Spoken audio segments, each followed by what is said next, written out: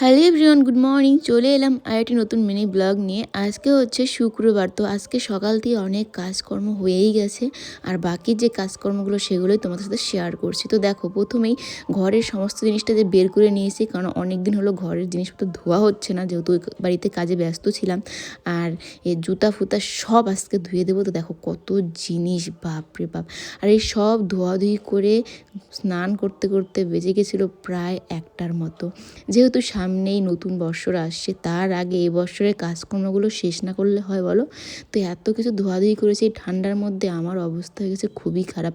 কোমর তো সোজাই করতে পারছিলাম না, সত্যি এতটাই কোমরের প্রবলেম দেখা দিচ্ছে আর কি।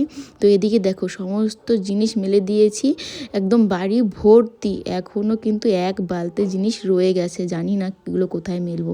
আর এদিকে কম্বলগুলোও সমস্তটা রোদ্রে দিয়েছি, একটু গরম গরম হবে। কদিন থেকে তো রোদ্রে দিতে পারি না, যেহেতু বাড়িতে থাকি না। তো এই দেখি কোথায় মেলা যায় এই জিনিসগুলো। তো তারপরে চলে এসেছি বাড়িতে এসে ছাদে গিয়ে দেখি ওমা, এই বাড়িতেই একই অবস্থা। মানে এখানেও তো কাজ চলছিল, কদিন থেকে ধোয়া কাচা হচ্ছিল না। তো এখানে ওর মা আর বোন মিলে তাই করেছে। আর এরপর আমি রান্না করলাম একটু, আর এদিকে মাকে দিয়েছি সোনুর দায়িত্ব।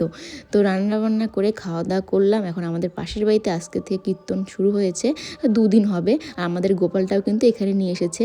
গোপাল, গৌর, নিতাই, রাধা গোবিন্দ সমস্ত ঠাকুর এখানে এনেছে।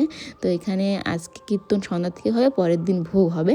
তো ভোগের খাওয়া দাওয়া কিন্তু এই বাড়িতেই হবে, হচ্ছে শনিবারের দিন। আর ভোগের প্রসাদ খেতে কার না ভালো লাগে। তো আমাদেরও নিমন্ত্রণ আছে, মানে আমাদেরকেও নিমন্ত্রণ করেছে। তো নিমন্ত্রণ না করলেও আমি যেতাম ভাই, কারণ এই ভোগের প্রসাদ খাওয়ার মজাই আলাদা, এত দারুণ লাগে খেতে কি বলবো আর। তো আমাদের বাড়ির ওখানে লোকনাথ মন্দির আছে, সেখানে কীর্তন হচ্ছিল। তো সেখানে বাবা আর মা চলে গেছে সোনুকে নিয়ে দোকানে, এখন আমি একাই আছি। সোনুর বাবা একটু একটু কাজ করছে। তারপরে দেখো বোনও চলে এলো, আর বোন বলছে আজকে নাকি ও কেক খাবে। এই কদিন এত এত কেক বানিয়েছিল, তখন খাইনি, এখন কেক শেষ, এখন ওর কেক খেতে ইচ্ছে করছে।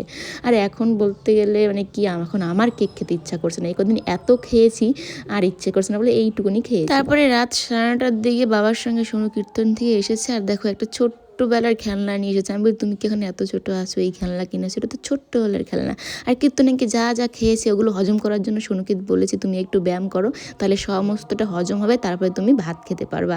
তো তারপরে কিন্তু ভাতটা নিয়ে চলে আসি বাড়িতে এসে দেখি সোনুর বাবা সমস্ত জিনিস মেলে দিয়েছে বাইরে, যেগুলো ভেজার, যেগুলো শুকনো সেগুলো ঘরে রেখেছে। আমি আগে হচ্ছে জানালা দরজার পর্দা লাগালাম, শীতের দিনে পর্দা ছাড়া ঘরে থাকাই যায় না। পরের দিন যদি রোদ্র ওঠে তাহলে তো ভালোই, তাহলে এগুলো সব মেলে দিয়ে শুকাতে পারবো, আর না হলে এভাবে ঝুলে থাকবে। তো চলো আজকের ব্লগটা এই পর্যন্ত। ভালো লাগলে লাইক করো, নতুন চ্যানেলটি সাবস্ক্রাইব করে পাশে থেকো। দেখা হবে নতুন একটি ব্লগে। সবাই ভালো থেকো, সুস্থ থেকো, টাটা, বাই, গুড নাইট।